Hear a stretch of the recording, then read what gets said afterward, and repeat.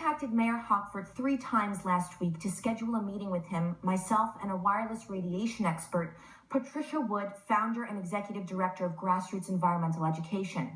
The intent of the meeting was to help educate our mayor about the biological hazards associated with chronic, low-level exposures to wireless radiation before taking a meeting with any telecommunications firm looking to install DAS antennas in our community. Long story short, he refused to meet with us 3 times. Our mayor said that there are conflicting opinions about wireless radiation and that he's knowledgeable about the issue because when he was in the workforce, he was in contact with some FCC scientists. Unfortunately, Dan's remarks do little to comfort me. First, these 2 digests, I just want to show the crowd here. Very happy to exercise. 2 of them. Maybe I'll hold them up here so everyone online can see. These 2 digests of recent peer-reviewed scientific studies conducted by people that don't have a financial stake in the wireless industry contain indisputable science illustrating a correlation between wireless radiation exposure and adverse health impacts. Secondly, the FCC is what we call a captured agency, an agency that has been run by telecom industry executives over the past 3 administrations. With all due respect, it gives me no confidence that that agency is protecting public health. Secondly, when establishing their outdated wireless radiation standards and recommendations that remain in place today, the FCC did not take into consideration any of the robust, growing body of science that dispels their position that there are only thermal effects from exposure.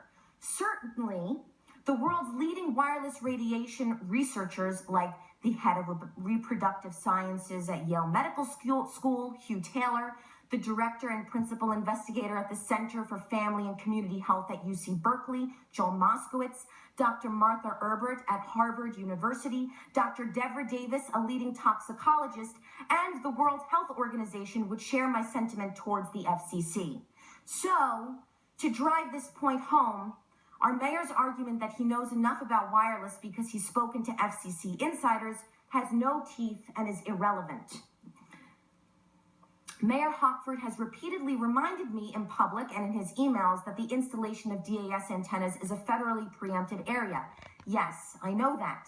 But what I have repeatedly said in response is that our administration, all of you sitting before me, have the legal authority to choose where these antennas are installed.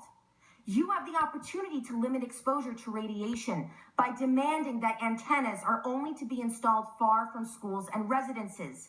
If you know the science, if you are briefed by a wireless radiation expert before meeting with a telecommunications firm, you can attend meetings with a comprehensive set of health-based guidelines before anything is signed or agreed upon.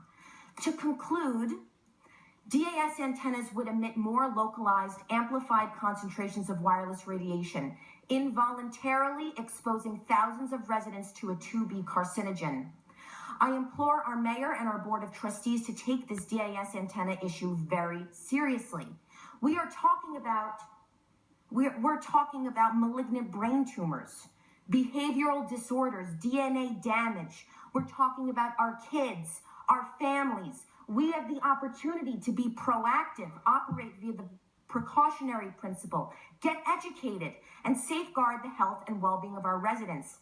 This is not a small issue, and I think the size of these binders is a testament to that. So I must ask you, Mayor Hochvert, if you will, why have you refused 3 times to meet with a wireless expert and myself about installing this potentially harmful technology all over town? Does anybody care to answer, Mayor Hochvert?